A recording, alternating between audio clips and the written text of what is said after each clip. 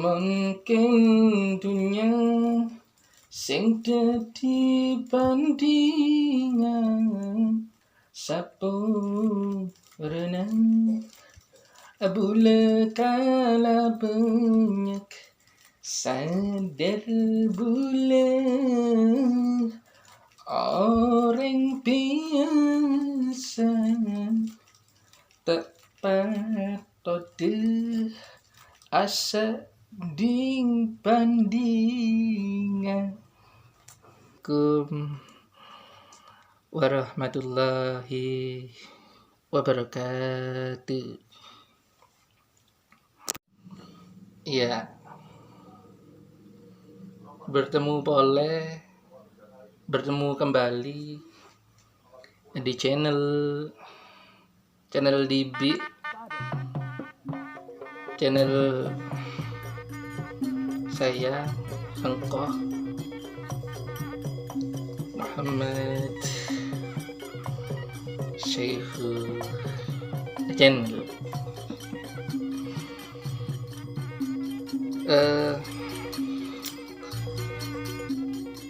Pada hari ini ya, saya menggunakan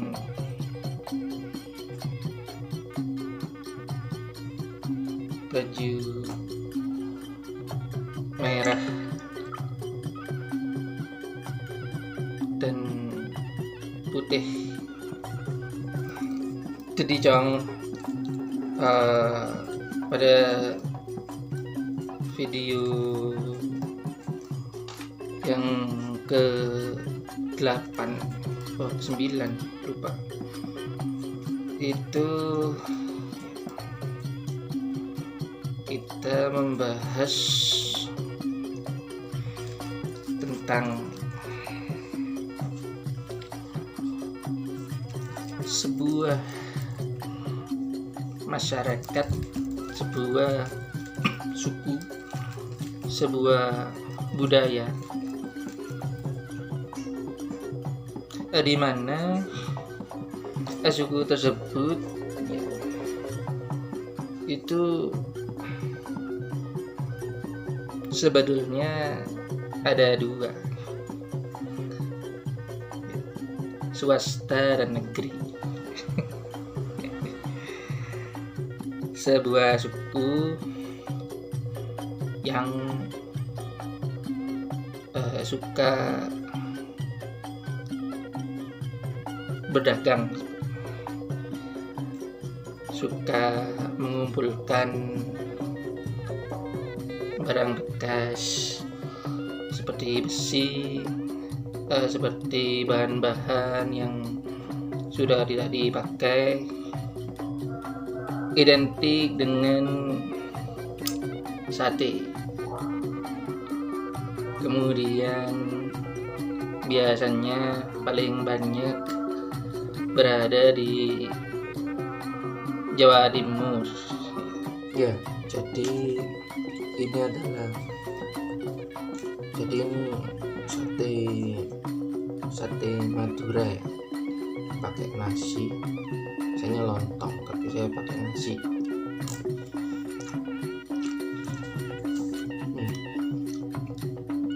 Ini bumbu kacang sama kecap. Ya.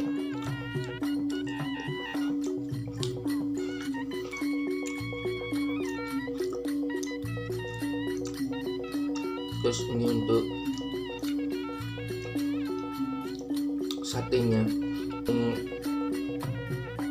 daging biasa, ini kulit, atau kalau kambing itu lemak kambing, biar kalau dibakar. Ya betul, suku Madura. Ya, suku Madura adalah, sebetulnya Madura itu pulau atau sebuah suku. Kalau disebut sebagai Pulau Madura, Bondowoso, Jember, kemudian Probolinggo, dan separuh daripada Banyuwangi dan Pasuruan itu juga Madura.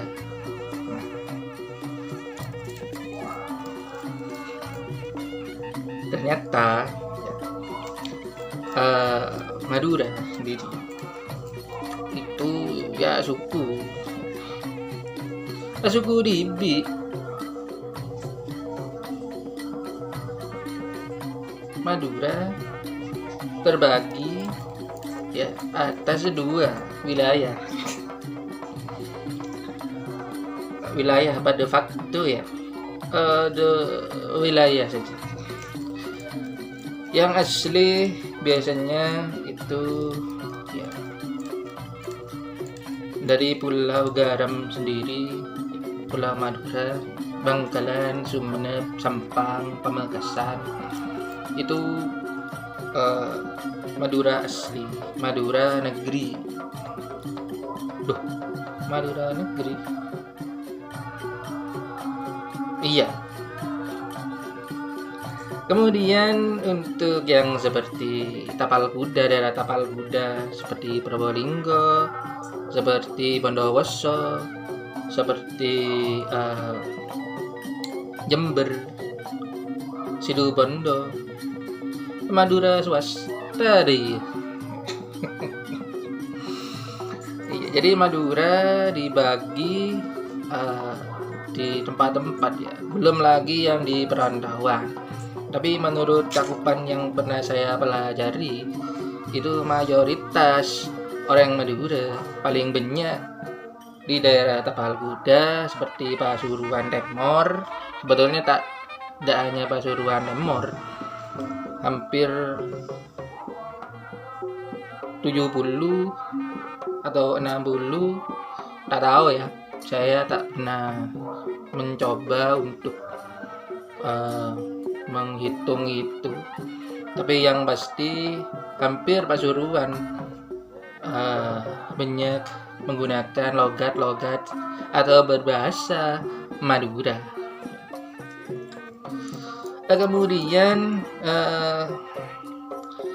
Madura negeri, Bangkalan, Pamekasan itu berupa Pulau Garam sama Mataram, Madura Tanah Garam. Ya, jadi kenapa kebanyakan orang Madura itu merantau ya, dulu sebelum ada namanya jembatan Suramadu ya, orang Madura merantau ke daerah-daerah perkotaan seperti Surabaya, Sorbeje, Pasuruan, kemudian Sidoarjo, bahkan Malang. Bisa jadi di kota-kota besar di Pulau Jawa atau di Kalimantan biasanya paling banyak. Ya, kemudian kita mengenal suku Madura ini paling pintar biasanya berbahasa, 2 bahasa, 3 bahasa, 4 bahasa. Banyak. Ya, ngucap bahasa Arab aja. Nah, biasanya ya, selain daripada bahasa Madura itu sendiri, itu juga bisa bahasa Jawa tapi logatnya logat Madura. Ya, pada bayi. Kemudian ya paling setelah bahasa Jawa ya bahasa Indonesia, karena biasanya mereka itu waktu kecil dulu dipondokkan oleh orang tua mereka ya, sedikit-sedikit atau paling bisa ya berbahasa Arab, karena di pondok pesantren mau tidak mau ya harus ngucap bahasa Arab, fa'ala ya falu, begitu, nahwu sorof. Jadi saya mengenal Madura sendiri ya karena saya sendiri orang Pasuruan. Iya. Pasuruan dia, sorry, Saburana. Pasuruan dia, Pasuruan Selatan. Kebanyakan mayoritas masyarakat atau suku Madura sendiri itu biasanya mondok. Pendidikan agama, pendidikan yang paling penting bagi masyarakat desa, masyarakat Madura itu mondok. Mulai mungkin dari balik sampai SMA. Mereka mondok biasanya di luar Madura, entah di Jombang, entah di mana? Jombang, Sidoarjo, Surabaya, Pasuruan, di Sidogiri biasanya paling banyak, atau di daerah-daerah yang mungkin agama Islamnya paling kuat, bahkan mungkin di Madura sendiri. Tapi biasanya itu paling banyak ya merantau sekalian mondok begitu. Kemudian ini paling terkenal di Madura sendiri ya, Madura negeri, karapan sapi. Tapi karapan sapi biasanya dilombakan, entah itu untuk memperingati 17 Agustus atau hari-hari yang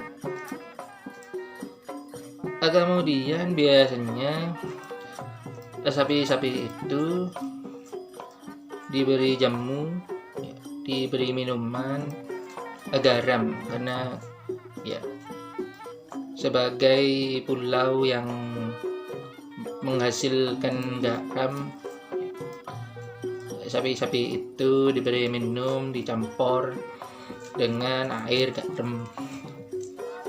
Dan insya Allah kualitas daripada garam di sana, misalnya di Bangkalan, itu garamnya sangat-sangat asin, terasa sekali asinnya. Jadi begini ya, selain daripada karapan sapi, kebiasaan orang sana karena mulai dari kecil, mulai dari setelah balik mereka harus di pondok pesantren, maka sifat dan perilaku diikutkan dengan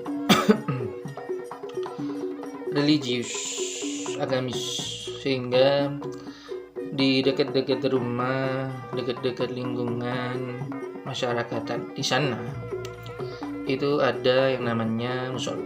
Ini biasanya di Pulau Madura sendiri atau mayoritas daripada masyarakat warga Madura biasanya paling banyak aswaja atau Nahdlatul Ulama atau NU, warga Nahdliyin. Makanya kenapa kok ada musola, biasanya dipergunakan untuk kegiatan keagamaan, misal mauludan, tahlilan, terus kemudian tasyakuran, atau kegiatan-kegiatan yang lain.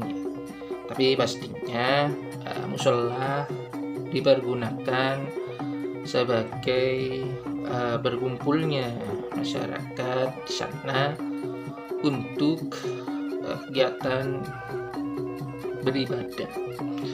Saya sendiri dulu di Pasuruan, di mana ya, di Kejayan, itu dulu masyarakat di sana itu kebanyakan sehari-hari setelah bekerja atau sekolah itu menggunakan sarung ya. Jadi masyarakat Madura sendiri itu kebanyakan menggunakan sarung sebagai busana setiap hari. Entah itu mereka mau bermain, atau mereka mau beribadah, mereka mau kegiatan-kegiatan sehari-hari, ada tetap pakai sarung. Walaupun mau pergi ke ladang, mereka juga tetap pakai sarung, dan biasanya pakai songkok hitam. Karena mungkin ya rasa daripada santrinya masih kental, sehingga menanamkan karakter daripada karakter religius ya, yaitu menggunakan sarung dan menggunakan peci sebagai atribut mereka setiap hari ya. Kemudian selain daripada itu ya, makanan khas ya, daripada masyarakat Madura, anyaman onggu itu biasanya identik ke daging. Jadi daging kambing, daging sapi, daging ayam, daging bebek. Tapi jarang saya itu melihat daftar di menu makanan orang Madura, jarang biasanya menggunakan ikan laut sebagai hidangan ya. Kebanyakan ya sapi, ayam, bebek. Apalagi yang terkenal di Bangkalan sendiri, bebek sih. Tak tahu ya, kenapa kok mereka suka dengan bebek ya, karena mungkin rasa kaldu yang dihasilkan dari bebek itu sendiri ya kan gurih ya, lezat. Jadi tidak perlu penyedap rasa. Apalagi biasanya kalau nasi campur Madura itu paling banyak pakai jeroan, pakai pakai babat, pakai usus, pakai paruh begitu, atau kikil paling banyak. Anyaman onggu ya dicampur dengan bumbu khas Madura yang biasanya identik dengan garam. Bumbunya garam. Selama itu orangnya asing, nyaman onggu dia, ya, berarti ya sudah lezat, sudah sedap, sudah nyaman onggu, sudah bisa dinikmati. Dan memang benar, karena masyarakat sana suka garam ya. Bahkan di ada tambak sendiri di sana, tambak garam sendiri. Maka ya masakan identik Madura adalah tanah garam, asin, identik ke asin karena banyak garam. Kemudian selain daripada garam, jagung ya, jagung itu kan asalnya dari Meksiko ya. Itu dulu jagung menjadi makanan pokok di daerah sana. Nasi itu dicampur dengan jagung. Dan jagung Madura sendiri memiliki keunikan sendiri ya, karena ditanam di tanah Madura. Ya, jagung manis bisa jadi jagung sedap. Ya, masyarakat di sana selain daripada menyukai daging-dagingan ya, seperti sapi, kambing, dan ayam, dan bebek tentunya, mereka juga menyukai yang namanya jagung sebagai makanan pokok di sana. Karena tekstur daripada tanah yang menurut saya merah ya. Tanahnya itu agak merah dan paling bisa ya ditanami jagung, atau paling tidak ya singkong, biasanya seperti itu. Kemudian kebiasaan orang Madura sendiri ada yang namanya tradisi toron. Tradisi toron adalah ketika masyarakat di sana sudah mulai mendapatkan keuntungan daripada mereka berusaha, entah itu dari berjualan sate, potong rambut, kemudian mengumpulkan besi tua, rongsokan, itu biasanya di tempat usaha orang Madura. Kalau yang pengepul ya, itu di depan rumahnya itu ada gudang sendiri. Gudangnya digunakan untuk barang-barang bekas yang sudah dikumpulkan. Jadi ada yang namanya tradisi carok ya. Carok itu mereka bertarung menggunakan celurit ya. Jadi setiap ada beda masalah itu ya, kalau sudah tidak ada kata mufakat ya, tinggal asa saja itu pakai celurit setong dereh ya.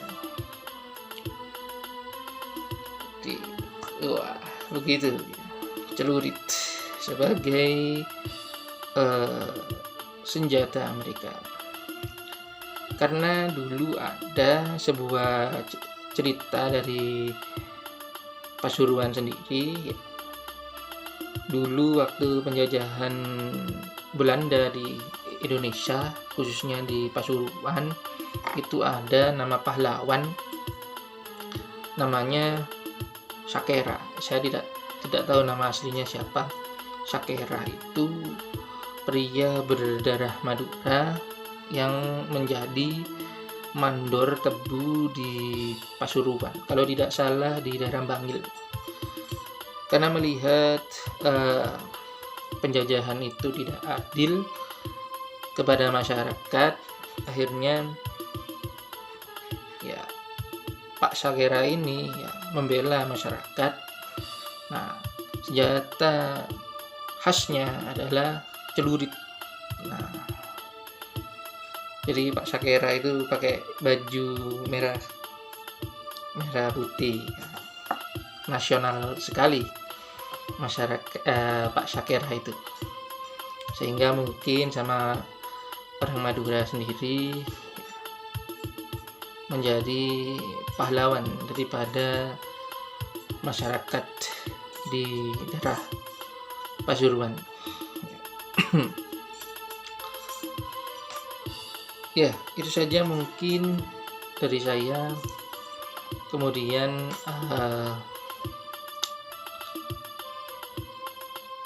ini saya pakai celak ya. Selalu di hari Jumat ya, itu masyarakat khususnya yang laki-laki itu pakai celak. Kalau saya tanya, "Loh, kenapa kamu pakai celak?" Tretan. Derema kok pakai celak. Mengikuti sunnah Nabi. Wah, subhanallah ya. Jadi mereka menggunakan celak bukan karena ingin terlihat wah hitam, kurang tidur gitu. Kurang tedung. Itu bukan, tapi karena mengikuti sunnah Nabi Muhammad SAW. Beliau juga menggunakan celak, sehingga karena orang Madura sangat religius, maka ditirulah Nabi Muhammad menggunakan celak. Ketika berucap sering mengulang-ulang kalimat atau kata-kata, misal raja gitu ya. Raja itu besar. Terus kemudian apalagi ya, nah karena anak-anak, makanya di sana tidak ada yang namanya taman anak-anak, adanya taman anak-anak. Jadi ada pengulangan. Saya tidak tahu mengapa ada yang namanya pengulangan tersebut. Mungkin seandainya saya diperbolehkan untuk menginap atau mempelajari ini budaya ini, mungkin saya akan memahami mengapa di dalam kata Madura sendiri, ngocak Madura, kok ada pengulangan. Nah, seperti itu. Ya, itu saja dari saya. Salam setong dereh, ya, tretan. Terima kasih matur sekalangkong sudah menyaksikan channel Dibi. Assalamualaikum warahmatullahi wabarakatuh.